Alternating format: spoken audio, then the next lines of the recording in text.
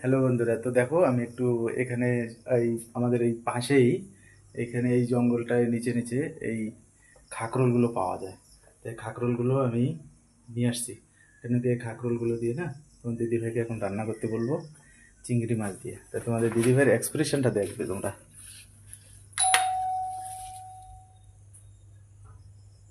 দেখো তোমাদের একটু দেখাচ্ছি এক্সপ্রেশনটা। আসি আসি দাঁড়াও।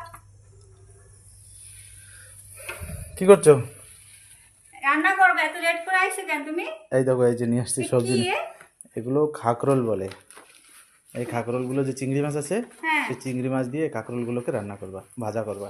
এ বাবা, এ কি এ? গলা চুলকাবে। আমি এ খাবো না। আরে খুব দারুণ। না না না, এই জঙ্গলি মঙ্গলি শোনো, কি? খুব দারুণ জিনিস, এগুলো জঙ্গলি লোকে পায় না, এই একটা সিজনের সময়তেই হয়।